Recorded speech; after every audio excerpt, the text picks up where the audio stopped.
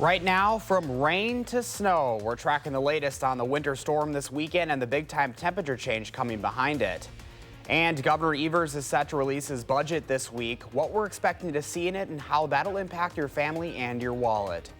Plus, it's a buyer's market in Wisconsin. Home sales are down across the state, but the housing market is still setting records. From the Channel3000.com Alert Center, this is News 3 Now this morning. Good morning and thanks for joining us on another busy Sunday morning. It is February 24th, 6:30 in the morning. I'm Josh Ryder with meteorologist Chris Reese. Yesterday the rain, today the snow, and that wind is just unbelievable out there. And that wind is going to get a lot worse as we go through the day. I said earlier, would it be a Sunday morning if we didn't talk about the snow that we faced on our way into work? And nonetheless, some snow has flown. It's winding down for a little bit. We'll see some additional snow showers later on, but this is the belt line right now. As Seminole, a plow now coming through, starting to clear the snow-covered roadways that are certainly out there. It is slick in spots, folks. We had a band of pretty heavy snow work its way on through here along with gusty winds. We'll see some lighter snow wrap around through during the rest of the morning before tapering off to flurries and ending throughout the early afternoon. But this is all a part of the bigger system that came through yesterday. This is the past 24 hours. Watch the blizzard, which really doesn't look that impressive, but it was extremely powerful, and it put down more than a foot of snow in a lot of spots, and it is still snowing throughout parts of Wisconsin. Now this is the past 4 hours, and you see the band of snow essentially just pivoting, especially with the Northwoods just getting nailed right now. Several more inches of snow, and those winds are going to be picking up. So they do have blizzard warnings across the Northwoods right now. No winter headlines for us, but we do have high wind warnings. Those are going to go throughout all day. It's going to be windy all day. Just keep that in mind. Sustained winds right now at about 21 miles per hour, but these are sustained winds later on into the afternoon, approaching 40 miles per hour, and wind gusts could be around 50 to 60 miles per hour. And those are the same types of wind gusts that we talk about when they issue severe thunderstorm warnings. So it's going to be windy today, and be mindful of that. Tie down anything that's loose outside, and if you have a high-profile vehicle, just be very careful. Just another day to hunker in at home. Yes, it is. This is Wisconsin. Thank you, Chris. Anytime. It is 6:32 this morning. Governor Tony Evers is set to release his first state budget proposal this week. While we still don't know exactly what the governor wants to invest in, we do know that plan will include nearly $28 million to expand access to a variety of health programs. The governor's Healthy Women, Healthy Babies initiative focuses on boosting postpartum coverage for mothers insured by Medicaid and increasing grants to address health disparities. That would include the Planned Parenthood funding. Republicans are not going to put one more nickel into Planned Parenthood than we do right now. We have done everything we can to try to make sure that we protect human life. Planned Parenthood officials say the state money would not go toward abortion services. Republican Speaker Robin Vos says there are, quote, lots of poison pills in the governor's budget that will discourage the majority from supporting it. Governor Tony Evers is also expected to include a minimum wage increase in his budget proposal. The state's minimum wage is currently $7.25 an hour. Evers told reporters this week the amount he'll raise is still under consideration. We will not get to 15 by the end of this first 2 years in office. So we'll be making some steps to make sure that we can get there. Critics say a wage increase could force businesses to lay off workers and hire less, but Evers says he believes he can make the change without hurting the business community. He'd like to see the state gradually increase wages to compensate for inflation. Evers also says his budget proposal will not include a new prison in Green Bay. This comes as the governor faces pressure to work on the solution for the state's overcrowded adult prisons. As of last week, there were nearly 24,000 inmates in a system designed for only 18,000. That means Wisconsin's prison population is 32% over capacity. The Wisconsin Elections Commission is being recognized for making sure your vote is safe. The U.S. Election Assistance Commission named the state's cybersecurity training program one of the outstanding innovations in elections. Securing WISC-TV is a required online training module for local election officials across the state, helping bridge cybersecurity awareness gaps. Over the past year, the State Elections Commission has also taken steps to prevent interference by encrypting data on its servers and upgrading existing monitor tools to alert staff of suspicious activity. 6:35 this morning in Washington, the U.S. House of Representatives is planning to vote on a resolution to stop President Trump's national emergency declaration for the border wall. That will set up an awkward vote in the GOP-controlled Senate. Speaker Nancy Pelosi says the vote will happen in the Democrat-controlled House early this week. There is no emergency at the border. It's a mythology of the president, not a reality. Everybody knows we need border security. We need a wall. I think it's a very bad subject for the Democrats. And with Democrats in control, the House is expected to pass the measure. To pass it out of the Senate, Democrats only need to sway a handful of Republicans. President Trump says he will veto the resolution if it does pass. New this morning, the Prime Minister of Vietnam visited the International Media Center in Hanoi earlier today, local time. That site will host the second summit between President Donald Trump and North Korean leader Kim Jong-un. It's been a busy week of preparations for Hanoi. One local barbershop is offering free Trump or Kim haircuts, and bars are selling drinks named Peace Negotiations and Kim Jong Ale. Vice President Mike Pence is heading to Venezuela as political and civil turmoil escalates in that country. Thousands of supporters of the embattled Venezuelan president flooded the streets of Venezuela's capital in rival demonstrations as opposition leaders vowed to move shipments of humanitarian aid into that country. Their president denies any crisis in his country and has refused any international help. The opposition leader, recognized as Venezuela's legitimate leader by dozens of countries, says he will meet with Pence in the capital of neighboring Colombia. Special counsel Robert Mueller's office has filed its sentencing memo in one of two criminal cases against former Trump campaign chairman Paul Manafort. It says Manafort committed crimes that cut to, quote, the heart of the criminal justice system.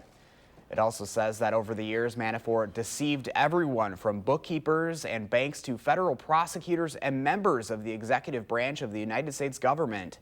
In the memo, prosecutors do not yet take a position on how much time Manafort should serve. 6:37 right now, a woman in Partyville is calling for action over a $4,000 cancellation fee that's threatening to put her out of business. Candace Listina took over her mom's weekly newspaper, the Partyville Shopper, about a year ago and inherited a pretty pathetic internet service. She says her Wi-Fi provided by Frontier Communications constantly dropped out and caused her to miss important printing deadlines. She switched her service over to Charter for more reliable, cheaper internet, who offers to pay the typical $500 cancellation fee. So when she got a bill in the mail from Frontier, she thought it was just spam at first. But nothing is ever described of what those cancellation fees actually are, which is that you will pay your entire bill for the rest of the contract. So the rest of Candace's contract would cost $4,300, way more than a weekly shopper could afford, and Frontier threatened to take her to collections over it. This made us wonder whether it's even legal for a company to charge that much and not be upfront about it in the contract. We are going to answer those questions and Candace's call for action coming up in our 7 o'clock hour.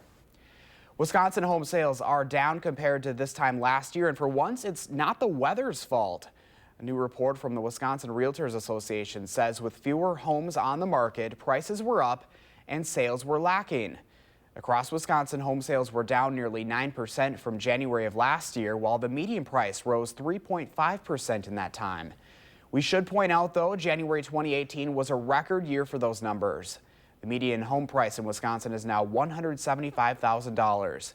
Experts say winter is still a good time to buy as prices reflect seasonal patterns, which means they'll start to climb as we get closer to summer.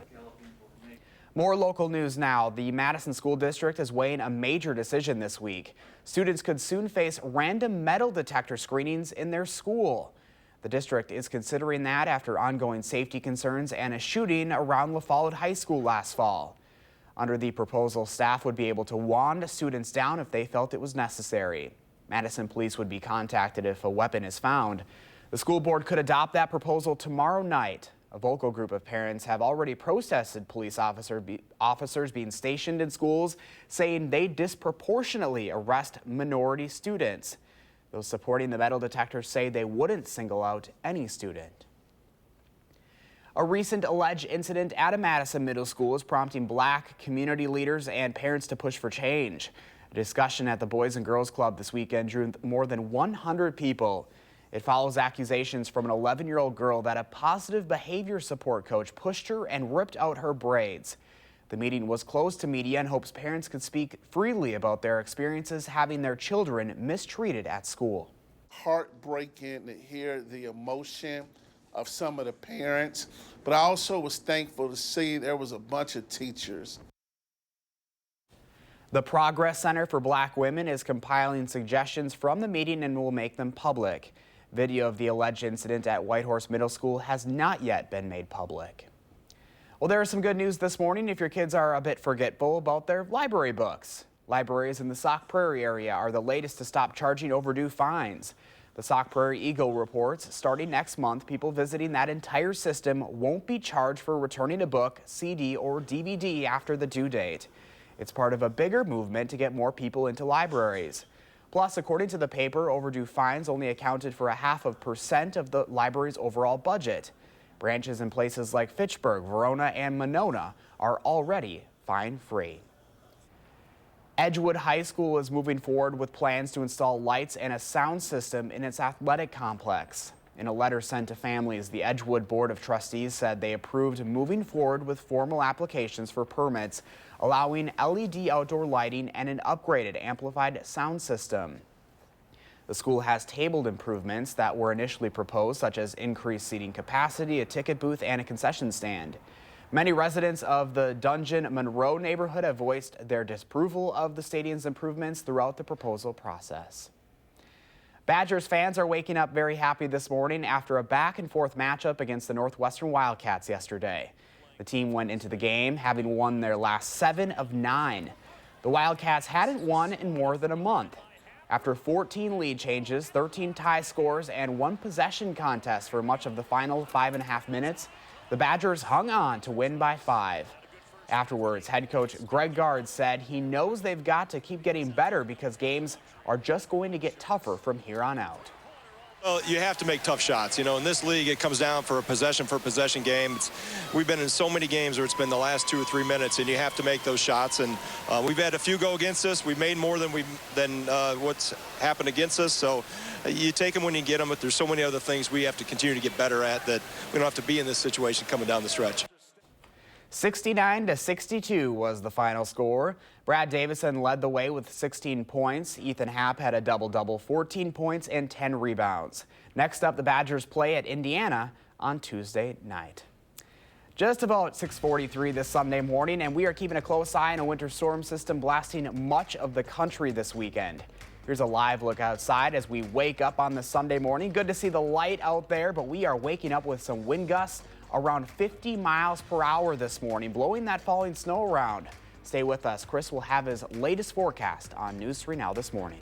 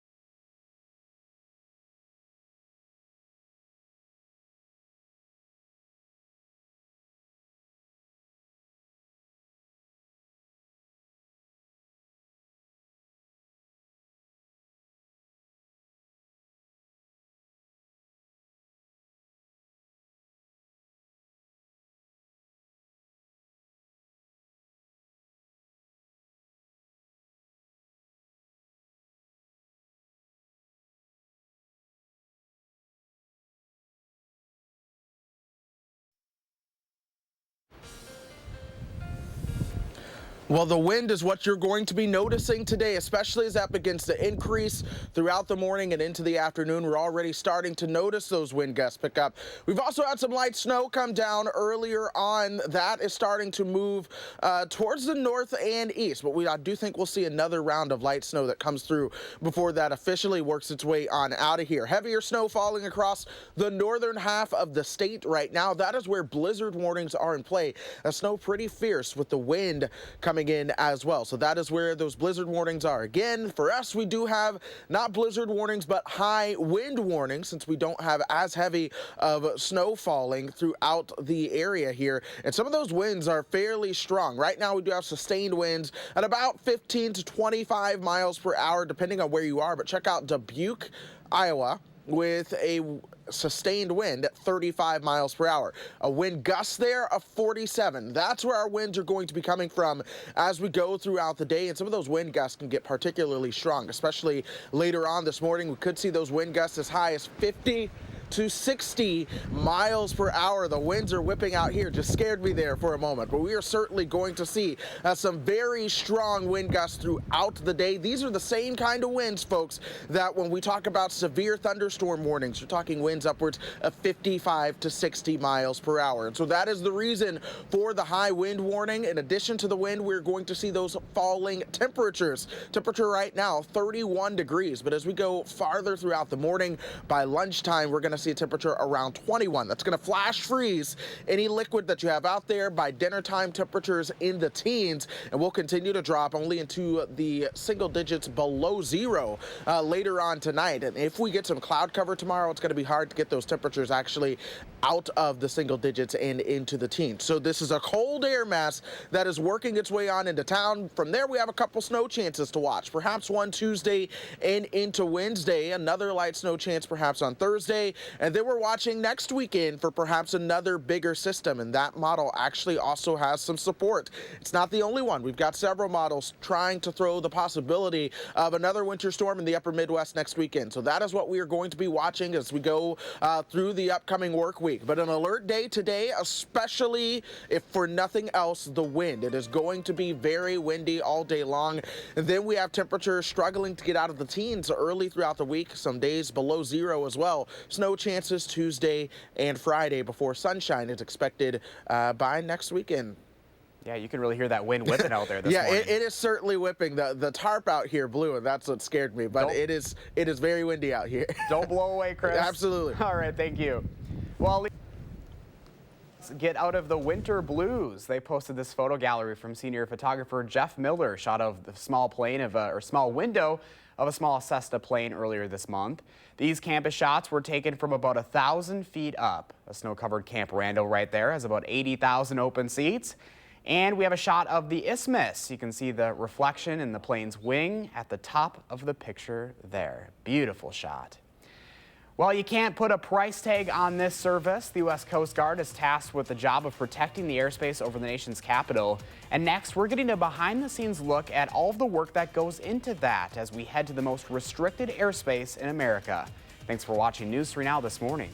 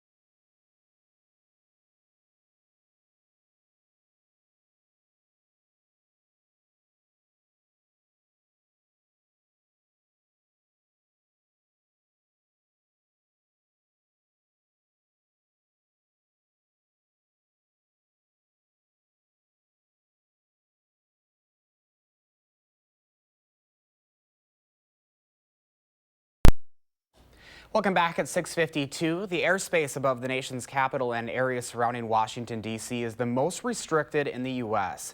The U.S. Coast Guard is responsible for intercepting any potential threats that may appear in the sky. And Jeff Piquet's got an up-close look. That siren is the U.S. Coast Guard's call to action.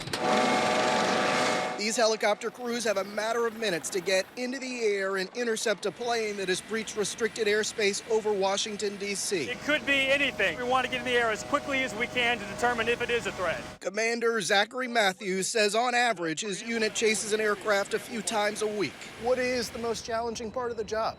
You're scrambling out of here to fly directly at an aircraft, to intercept them, sometimes in the dark. There are 2 restricted flight zones around D.C., a 30-mile radius and then a severely restricted 15-mile ring encircling the White House.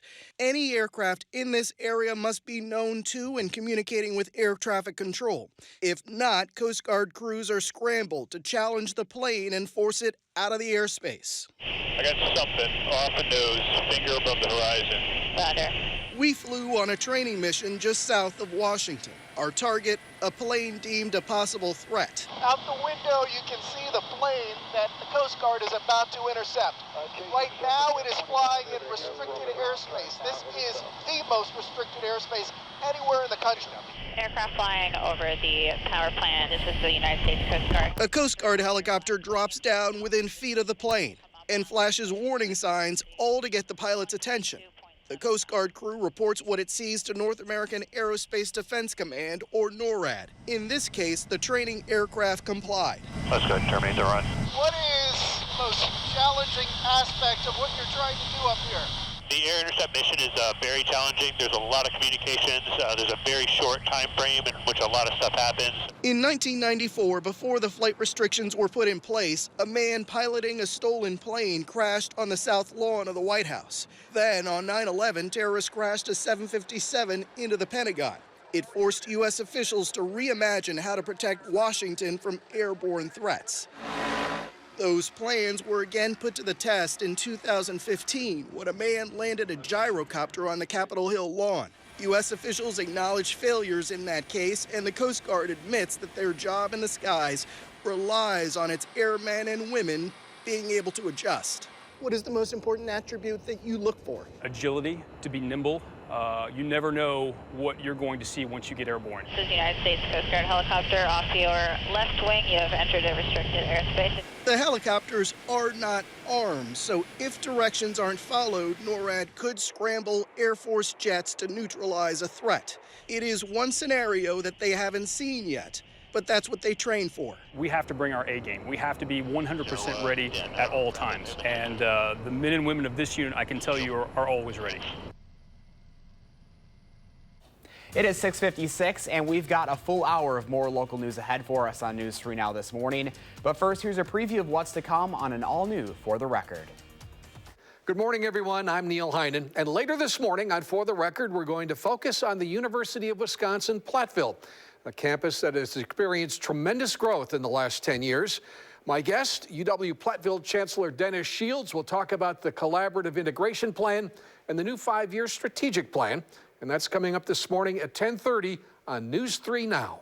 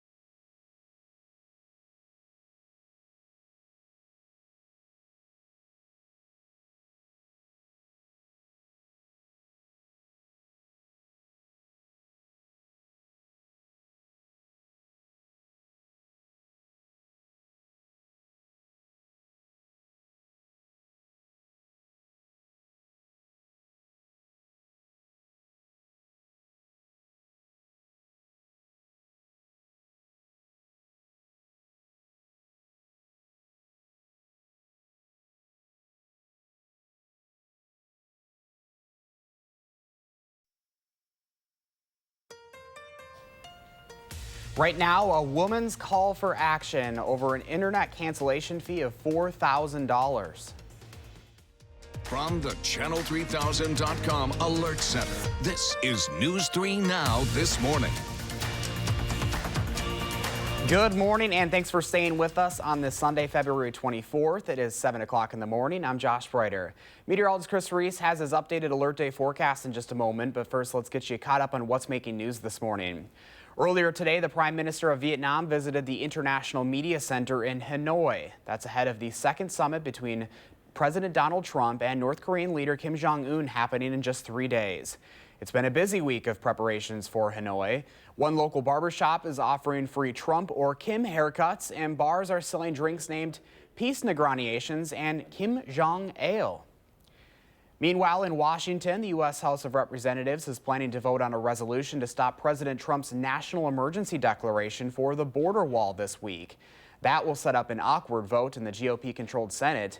With Democrats in control of the House, they're expected to pass the measure. And to get it out of the Senate, Democrats only need to sway a handful of Republicans. President Trump says he will veto the resolution if it passes. The Wisconsin Elections Commission is being recognized for making sure your vote is safe. The U.S. Election Assistance Commission named the state's cybersecurity training program one of the outstanding innovations in elections. Securing WISC-TV is a required online training module for local election officials across the state, helping bridge cybersecurity awareness gaps. Over the past year, the State Elections Commission has also taken steps to prevent interference by encrypting data on its servers and upgrading existing monitoring tools to alert staff of suspicious activity. The Madison School District is weighing a major decision this week. Students could soon face random metal detector screenings in school. Under the proposal, staff would be able to wand students down if they felt it was necessary. Madison police would be contacted if a weapon is found. The school board could adopt that proposal tomorrow night. A vocal group of parents has already protested police officers being stationed in schools, saying they disproportionately arrest minority students. Those supporting the metal detectors say they wouldn't single out any student. 7:02 is your time right now. Let's say hello to meteorologist Chris Reese, tracking some crazy winds out there this morning. Yeah, that's right. And it's already a wintry scene out there. Again, this is a live look from our tower camera that we've seen shaking in the wind at times. This is the belt line right now. That was also snow covered with that round of light snow that worked its way through this morning. The plows have been able to catch up to that, so that's good news. But we are looking at another band of light snow that'll rotate through here as we go through the next couple of minutes. And then eventually we will begin to wind things down for us. A lot of the heaviest snow is going to stay towards the north of Madison. That's where they do have a better chance of some accumulation. But over the past 24 hours, we really did watch this little disturbance here become a powerful blizzard for a lot of folks, working its way towards the north, bringing us some of that heavy rain last night. And now it is essentially starting to pivot its way through. As you work your way towards the north woods of Wisconsin, they are really getting hammered as this begins to wrap itself around here. And then that's wrapping up the winds with it as well. So that's why we're going to see our winds increasing for us here in south central Wisconsin, along with the Northwoods, which is why they do have the blizzard warnings here in the oranges, and that we do have the high wind warnings, seeing winds of 50 to 60 miles per hour when it comes to some of those wind gusts today, Josh. All right, Chris, thank you. And with those current weather conditions, the salt trucks are out in full force this morning. Here's a live picture at the Madison Street Division garage off Badger Road. Intersections and areas where water pooled after this weekend's snowmelt and rain are particularly slippery. So a word of warning from officials: drive slow if you have to go out and leave plenty of extra time. In anticipation for today's snowfall, Madison street crews spent much of the week hard at work. The end of the week warm-up left a lot of standing water on streets. Crews worked on clearing about a quarter of the roughly 20,000 storm drains in low spots around the city so water can drain from streets. It's a tough winter. All the crews, city crews, have been out there working very hard throughout this season. And again, if we can get people to help us out with these inlets, greatly appreciated. And if you're out shoveling and salting this weekend, don't forget to make sure the path to your mailbox is clear of that snow and ice. The post office says your mail delivery may be delayed if conditions are too hazardous for carriers to do their job safely. If your mailbox is along a road or street, the post office asks you to shovel out the area around the box so carriers can reach it from their vehicles. It is 7:04 this morning. Here's an interesting giveaway for one Wisconsin town. The town of Turtle, with the help of the Wisconsin DOT, is giving away an entire bridge for free. But there is a catch.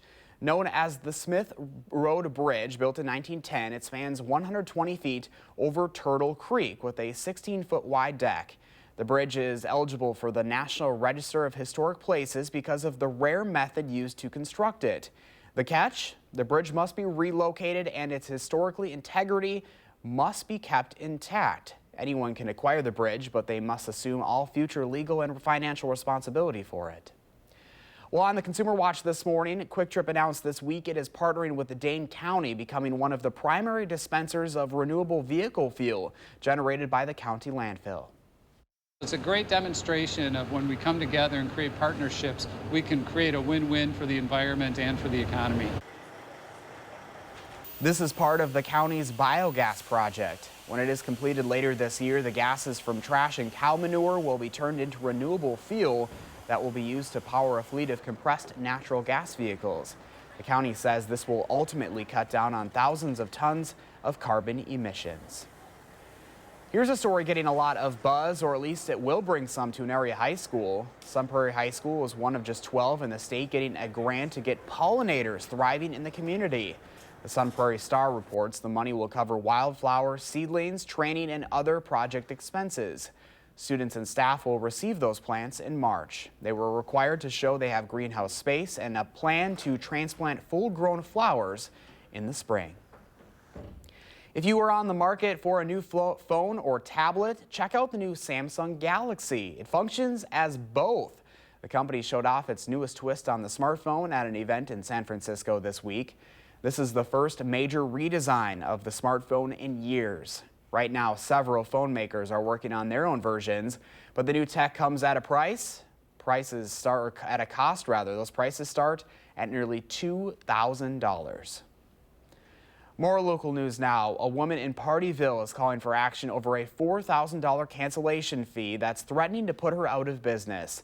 That had us wondering whether such a high price is even legal and whether companies need to be upfront about those costs. Our Lee Linscheid has that answer this morning. Inside Partyville, Wisconsin, population 2,000. You're kind of a one-man show. A small town paper still takes up a storefront on the main drag. I actually am everything. I make the paper, I distribute the paper, we mail the paper, I mean, we do everything. Candace Listina is proud to be one of a handful of small businesses in her small hometown. We get all the businesses going. We all kind of have to keep each other to be able to keep all the businesses going and keep the downtown going. But she's facing a challenge that could shut her down. My problem with it was that the internet was dropping all the time. Candace inherited a 3-year contract with Frontier Communications for internet service from her mother when she retired from the Partyville shop and handed it down to her daughter. It wasn't going well. I would have times where I needed to go send my paper. I have deadlines. I have very strict deadlines with my printer, and my internet's out. 6 months into the contract, Candace switched to Charter for better service and a cheaper bill. She expected some type of cancellation fee from Frontier, but nothing like this. So I actually got a bill that I actually just thought was spam. More than $4,000, astronomical for a one-room office producing a weekly shopper. Candace looked back at her contract for clarification. Nothing is ever described of what those cancellation fees actually are, which is that you will pay your entire bill for the rest of the contract. The company wasn't willing to help. Candace says they even threatened to call collections if she didn't pay up. They did not really care that I was having such severe problems with the service. That does not bother them. Is it even legal for a company to be so vague with their terms of service? We asked the Bureau of Consumer Protection to find out, and it turns out it depends on who you are. For consumers, there's an administrative rule that has been promulgated that has specific disclosures that must be made, and one of them is what are their rights to cancel. Consumers, that means you or me, the average person buying Wi-Fi for their home.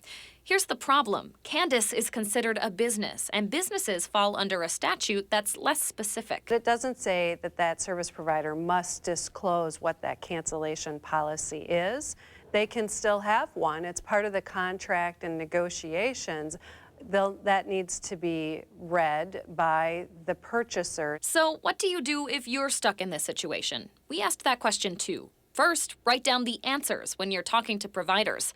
Take specific notes when you're being pitched a package. Then, you need to read the contract to make sure that it aligns with what you were verbally told when you made your selection. if you find your company isn't keeping up its end of the bargain, you can file a report with DATCAP to complain. We want to see what's happening here.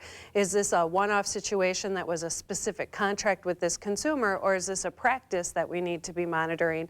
And we want to make sure that those laws are followed appropriately. Candace has not gotten a call from collections yet. In fact, she's having a hard time getting in touch with Frontier. And there's only so many of the smaller papers left. A lot of the big papers have honestly bought everything out. Should she lose her battle, though, Partyville loses too. One less small paper, one less small business. For News 3 Now, I'm Leah Lynchide. We are still waiting to hear back from Frontier Communications on Candace's case. They have not responded to our request for comment. It is 7:10 this morning, and we are waking up to near blizzard-like conditions out there with the falling snow and gusty winds. Chris is tracking the very latest in his weekend forecast and looking ahead to the work week. This is News 3 Now this morning.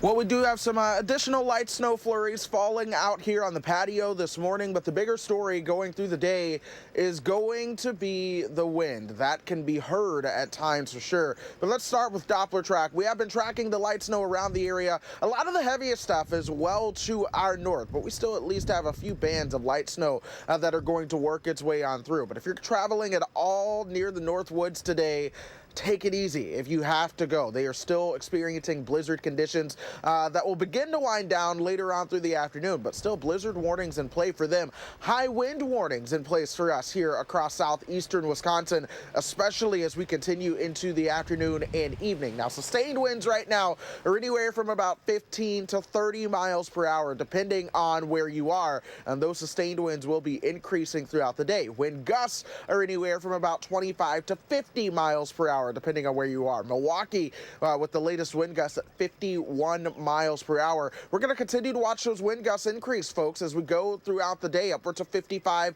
to perhaps even 60 miles per hour at times. If you have a high-profile vehicle, please take it easy if you are out this afternoon, especially on those north to south roads. But we're going to watch those wind gusts continue into early tomorrow morning before finally beginning to wind down. We're also going to be dealing with temperatures that are falling pretty rapidly. We're at 31 right now, but as we go forward through the afternoon, we're going to be at 21 by lunchtime, and then eventually the teens as we get you towards dinner time, with some of that cloud cover starting to work its way on out.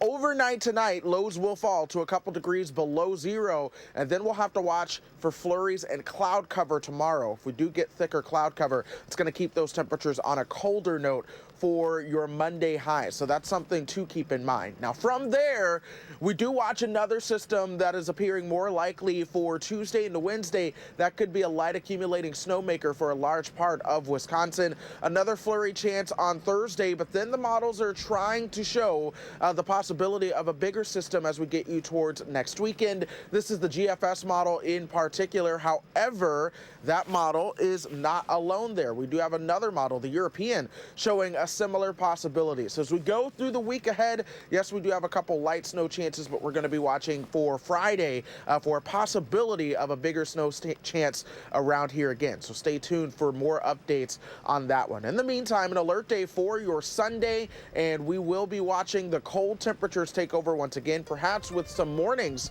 starting out around zero, if not a couple degrees below zero. But there are some days of sunshine in there, and so just hang on to those days. Don't get the winter blues, but hang on to your hats today as well, because that wind is going to be something pretty much all day long. Holding out for that sunshine. It's coming. I know, it is coming, and eventually spring will come too. All right, Chris, thank you. My pleasure. Still ahead, there's alarming new research proving screen time is not only bad for your kids' brains, but their eyes as well. And we're still waiting to see if the federal government will step in and require all parents to get their children vaccinated. We'll explain on News 3 Now this morning.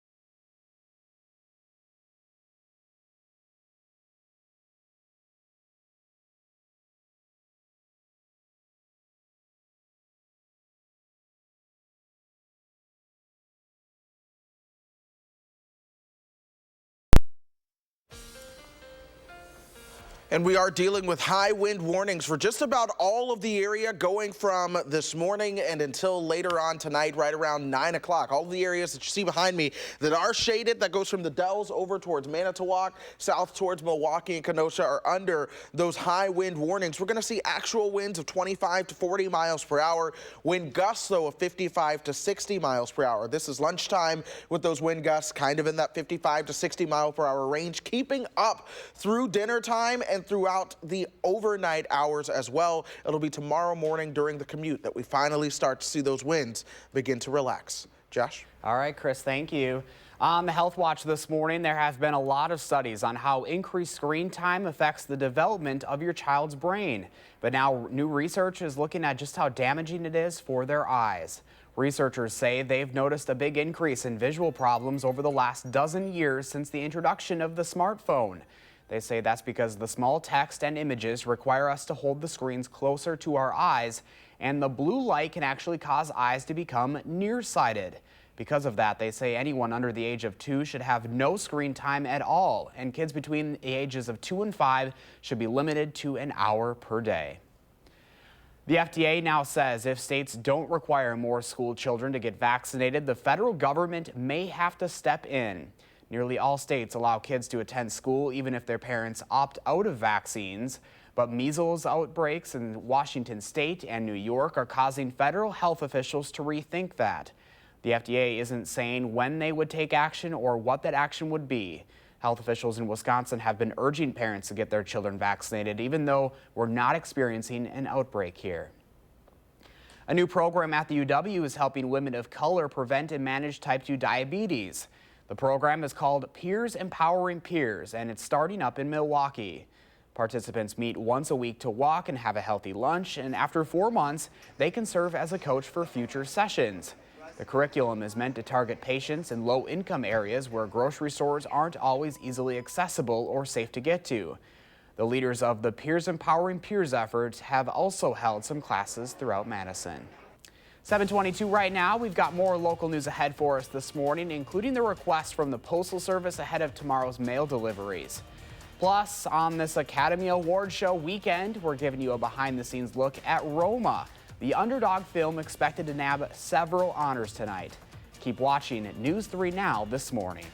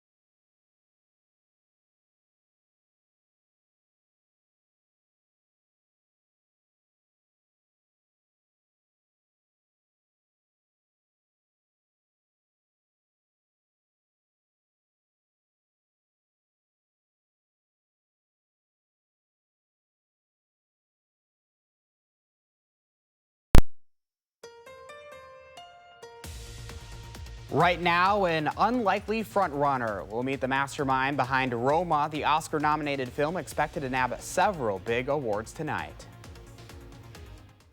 From the Channel3000.com Alert Center, this is News 3 Now this morning.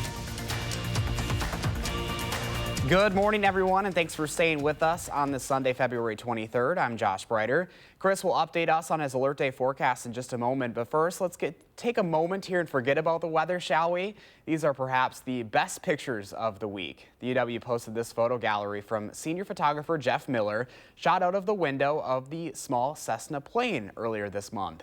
These campus shots were taken from about 1,000 feet up. We'll see a snow-covered Camp Randall has about 80,000 open seats. And then we have a shot of the Isthmus where you can see the reflection in the plane's wing at the top of the picture there. Just beautiful shots. In other news this morning, Madison street crews spent much of the week hard at work in anticipation of the rain turning to snow this weekend. The end of the week warm-up left a lot of standing water on streets. Crews worked on clearing about a quarter of the roughly 20,000 storm drains and low spots around the city so water can drain from streets. Meanwhile, the Postal Service is asking for your help this morning. If you're out shoveling and salting this weekend, don't forget to make sure the path to your mailbox is clear of snow and ice. The post office says your mail delivery may be delayed if conditions are too hazardous for carriers to safely do their job. If your mailbox is along a road or street, the post office asks you to shovel out the area around the box so carriers can reach it from their vehicles. And hopefully you're holding on to your hats out there this morning because it is a gusty one out there, Chris. That's right, Josh. Very gusty out there indeed. And as a matter of fact, the entire state of Wisconsin under some sort of weather bulletin at this hour. We do have blizzard warnings to the north in the orange, winter storm warnings in the pink, and winter weather advisories in the purple. And then everywhere kind of in this lighter shade of brown is under a high wind warning. That goes from Manitowoc down to Milwaukee, back to Madison, and down towards Platteville as well. We've been watching those winds pretty much all morning long. Right now, the sustained wind in Madison, only 16 miles per hour, but at Janesville, the sustained, not the gust, the sustained wind is 30. Same for Platteville, Mineral Point, a sustained wind right now of 31 miles per hour. Here are the gusts. We've had a gust of 37 miles per hour here in Madison, 38 in Janesville. Dubuque, Iowa, a gust of 49, and we're only going to watch these things increase as we go throughout the day. By the way, the obvious donut hole Monroe site is down. Unfortunately, there's nothing we can do to fix that until that comes right back up. But we're still watching some snow across the North Woods, putting down some heavier snow near the Dells. We're going to deal with some of the lighter snow showers as we go through the day, Josh. And in the meantime, we're talking snow and high wind across Wisconsin that will be impacting us throughout the rest of today. All right, Chris, thank you. Governor Tony Evers is getting ready to release his first state budget proposal this week. While we don't know exactly what the governor wants to invest in, we do know that plan will include nearly $28 million to expand access to a variety of health programs. The governor's Healthy Women, Healthy Babies initiative focuses on boosting postpartum coverage for mothers insured by Medicaid and increasing grants to address health disparities. That would include the Planned Parenthood funding. Republicans are not going to put one more nickel into Planned Parenthood than we do right now. We have done everything we can to try to make sure that we protect human life. Planned Parenthood officials say the state money would not go toward abortion services. Republican Speaker Robin Vos says there are, quote, lots of poison pills in the governor's budget that will discourage the majority from supporting it. Governor Tony Evers is also expected to include a minimum wage increase in his budget proposal. The state's minimum wage is currently $7.25 an hour. Evers told reporters this week the amount he'll raise it to is still under consideration. We will not get to 15 by the end of this first 2 years in office. So we'll be making some steps to make sure that we can get there. Critics say a wage increase could force businesses to lay off workers and hire less, but Evers says he believes he can make the change without hurting the business community.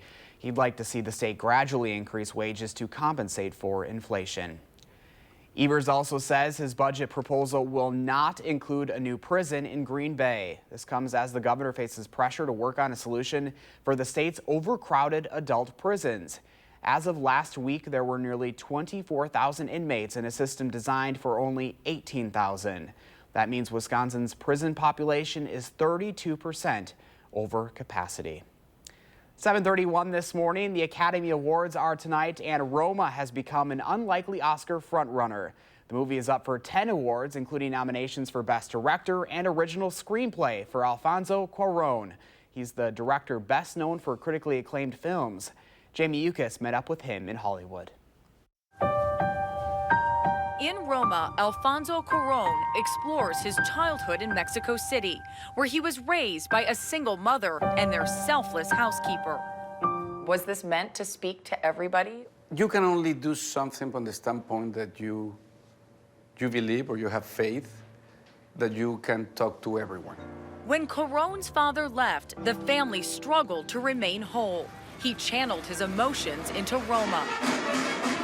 It's not necessarily a pleasant period in my life, and maybe it's a period that created fears that lasted for many years. I think the core of it is pretty universal, because at the end, the film deals with this shared experience of loneliness, but only the bonds of affection, they give meaning to that loneliness. Cuarón admits he was caught off guard when his highly personal project went mainstream.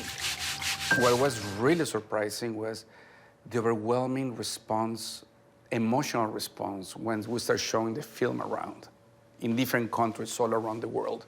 Gave me hope that at the end we are the same. That universal truth has led to Roma being showered with awards, including 2 Golden Globes. If you win an Oscar at this specific time with a Mexican movie, in this moment with the political climate the way it is here in America, does that say something? Well, it would be just a reminder of that when you have all this rhetoric of talking about Mexicans as rapists and dangerous and all of that stuff, you have an experience that, hey, it's people like you and me, and we share the same dreams and we share the same need for love. Cuarón is already well known for blockbusters like 2004's Harry Potter and the Prisoner of Azkaban, which grossed $800 million worldwide.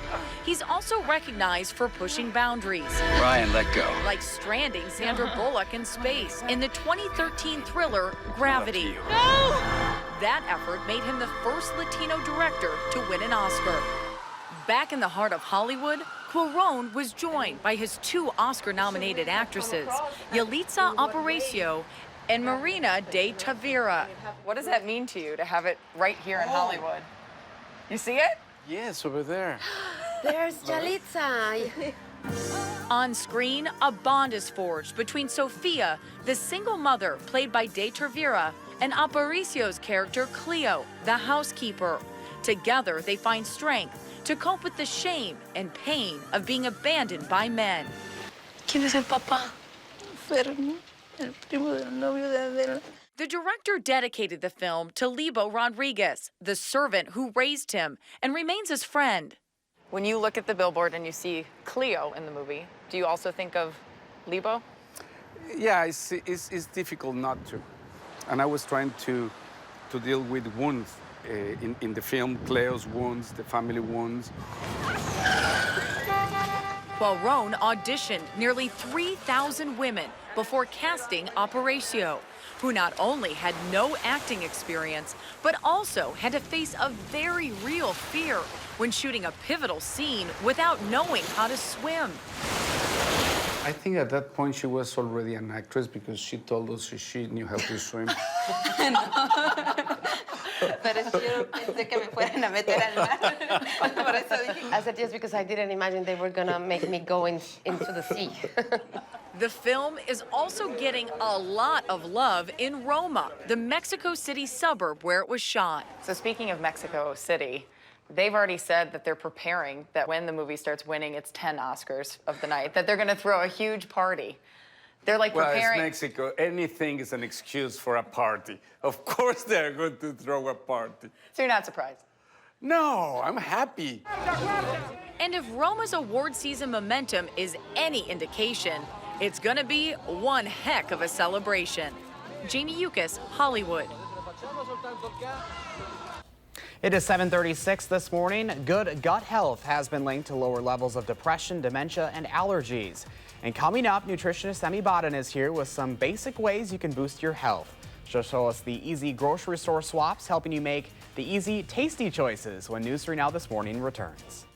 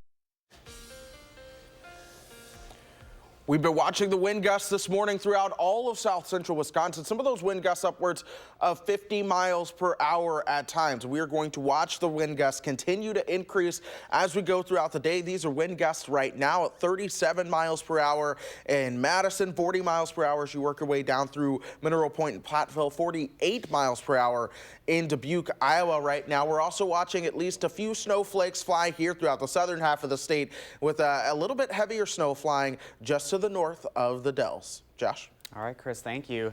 New research has found people with dementia, depression, and allergies have one thing in common: poor gut health. And while some of that can be genetic, much of it is up to you and the food you eat. Nutritionist Emmy Bodden is here this morning to help us make that a little easier for us. Good morning, welcome back. Good morning, how are you? Good, yeah, Good. You said the roads aren't too bad on your way in. Not too bad today. Well, we're happy to have you here, and you're helping us out because gut health is very, very important. Yes, it's so big right now. I'm asked all the time a lot of questions about it, and for good reason. About 80% of your immune system is in your gut, so it's something that we should be paying attention to.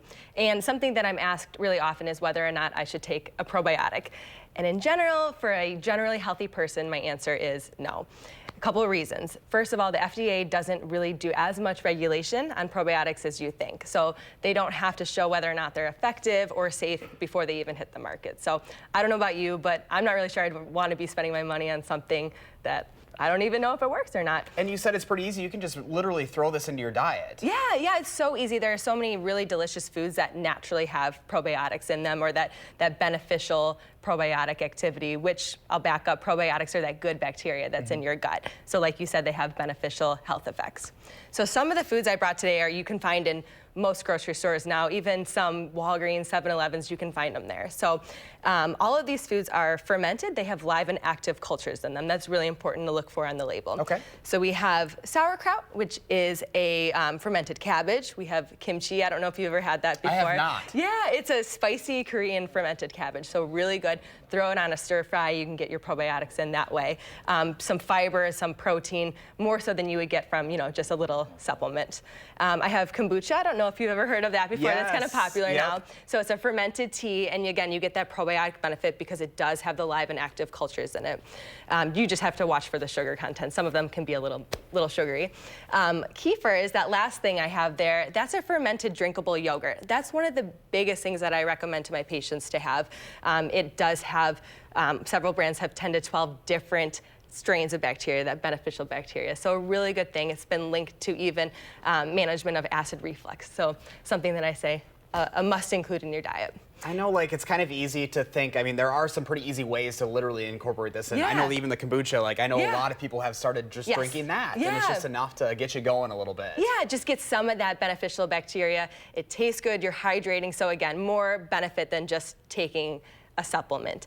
And I don't know, have you heard about prebiotics before? I have, yes. Yeah, so prebiotics are a type of fiber that when you eat it, it actually feeds that probiotic, that good bacteria in your gut, so it can have that benefit. Okay. And these foods are also really easy to incorporate in your diet. So some of those include asparagus, we have garlic, onions, leeks, so again, something that you might cook with regularly and you don't even know the really good benefit it's giving for your gut. Well, good. We'll throw your info up right now, but if people have any questions, how can they get a hold of you? They can find me at therealgoodnutrition.com or on social media at realgood_nutrition. All right. Well, Emmy, as always, we appreciate you coming in. Thank you so much. It's been a pleasure. Yeah, you bet. All right. Well, it is going to be another one of those days to enjoy some of these great recipes. Here's a live look outside on this very dreary Sunday morning.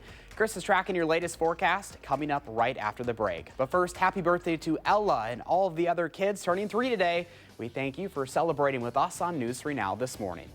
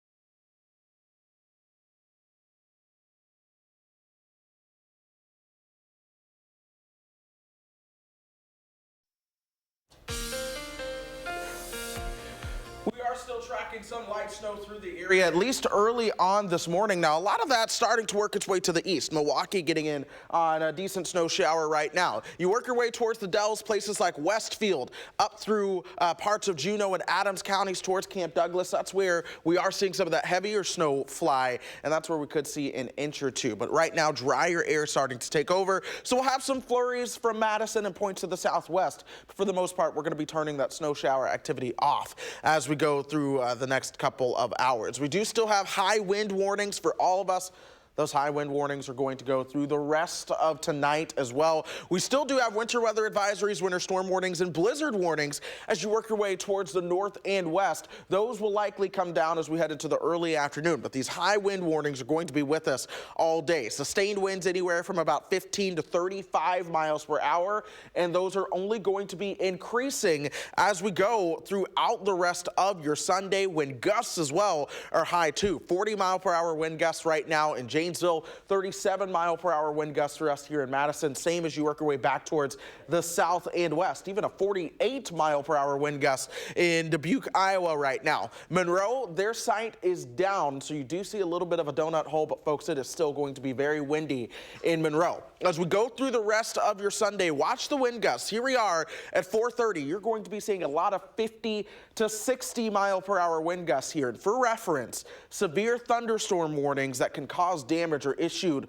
once wind gusts with the storm start to reach 58 miles per hour. So we could see some minor damage with these wind gusts around, especially just because of how long they are going to be lasting throughout the day. Now, once we move into the overnight hours into early Monday, we'll finally see those winds begin to relax. This is Monday morning at 5 a.m. We still could see those wind gusts around 35 miles per hour, though. Temperatures are in the 30s, but they're going to be falling as we go throughout the day. This is lunchtime. We'll see those temperatures around 21, falling towards 13 by dinner, and then overnight lows perhaps a degree or two below zero. We'll have to watch the cloud cover that moves in for your Monday. Any cloud cover can keep those temperatures a little bit on the colder side. From there, it's a couple snow chances this week, one Tuesday into Wednesday, perhaps some flurries on Thursday, but there's a bigger storm potential as we work into Friday and Friday night. This is not the only model that shows this. This generally has some support among all of the models with the potential bigger system as we work towards the end of the weekend. So we're going to be watching, or the start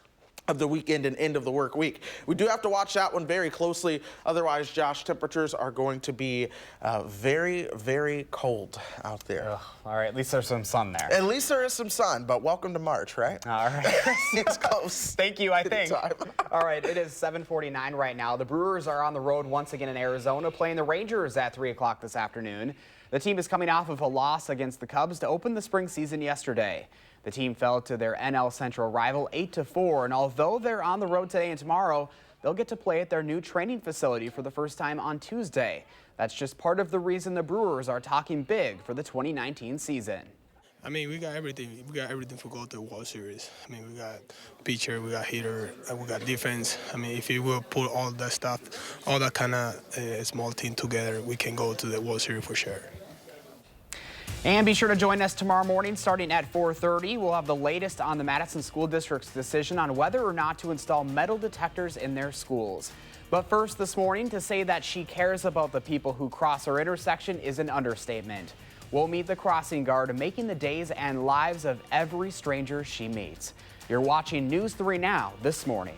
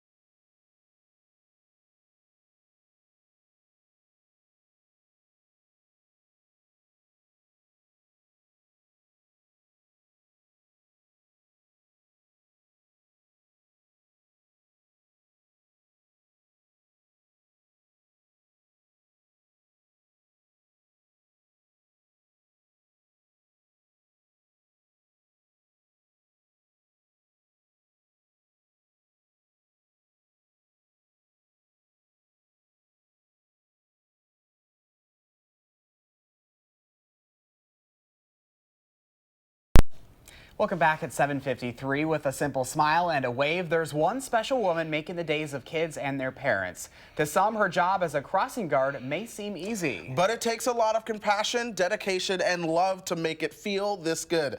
Christine Sorensen has her story. Hi, sweetheart. Have a great day. Kathy Gamble has signature sayings. Cross on green, if you know what I mean. Cross on red, you're going to be dead. That's right. Even songs. Happy Friday, It's a my day. It's Friday. It's Friday. It's Happy Friday. Woo! To say that she cares about the people who cross her intersection is an understatement. Thanks, buddy. I appreciate you. Thank you. At the corner of Butler and 44th in Lawrenceville, Kathy helps kids and adults every weekday morning and afternoon. It's what this job's all about, taking care of people. It's my responsibility to make sure that they're going to be safe. That's why it's kind of hard to It's hard not to look, right? I'll be right back, honey. Just some more of my kids. Hold on. Kathy can't stop to talk for long because she can't take her eyes off the crosswalks. I can't stay put. I'm sorry. Hi, darling. Woo-hoo! Love you back. And it's all because she cares so deeply. It's kindness and compassion and love. And it's like children need nurtured. And sometimes they don't get that at home. Kathy's been a crossing guard for 18 years, 15 right here at this intersection. She even worked for 37 years at Needs Hotel right down the street till it closed down. And for her, a job is about creating a community, which then becomes a family. Crossing guard at work. She does a good job. Thank you, honey. I appreciate that shout out. God bless your heart. Brother and sister Colin and Sierra Unitowski have crossed with Kathy for more than a decade and say they look forward to seeing their friend every day. Every time, like even in the cold weather like this, like I'm always not in the best mood because it's so cold. But when I walk up to her and she says hi and everything, I'm like, yeah, it's gonna be a nice walk. She's just like so enthusiastic. Has a beautiful heart, and it's just, whenever you see her, it's just like, you just get like overwhelmed with happiness. All right, honey, love you. Jane, watch that, because it's icy, honey. They're wicked. They're very icy. Hi, darling. Love you more. This happens all the time, because see what I mean? It's a great feeling. It's a self-esteem booster. It definitely is a self-esteem booster that whenever you're around, you just feel a lot more welcome and it feels a lot more safe for everyone. Okay, sweetheart, bring the baby. You're welcome. I thoroughly enjoyed this job. It is an adrenaline high for me. Woohoo! Good job, baby, good job. Christine Sorensen, KDKA News. Love her energy. Well, before we go this morning, we want to give you another live picture outside of the Madison Streets Division garage. Those plows hard at work this morning trying to keep those roads clear and ice-free after that rain. Transitioning to snow today. There are some slippery conditions out there this morning, and just into the alert center, the DOT is advising no travel up northwest of Toma this morning. That includes I-94. So we are dealing with a lot here this morning, Chris. Yeah, that blizzard is still continuing to rage to our north and west, and we're seeing the wind from that just in that shot, and we're going to keep those winds around all day long. That's the reason today is an alert day. There is a high of 32. That already happened. Temperatures are going to be falling all the way to -2 later on tonight. Some flurries are possible Monday night as well, with some cloud cover working its way in here. Any thicker cloud cover will keep those temperatures in the single digits, so we'll have to watch temperatures closely tomorrow. Otherwise, snow chances possible Tuesday, along with Friday night and into Saturday. We're used to it at this point. All right, thanks, Chris, and thanks so much for joining us. Make sure you have a great day and stay safe out there, and we'll see you back tomorrow morning on News 3 Now This Morning.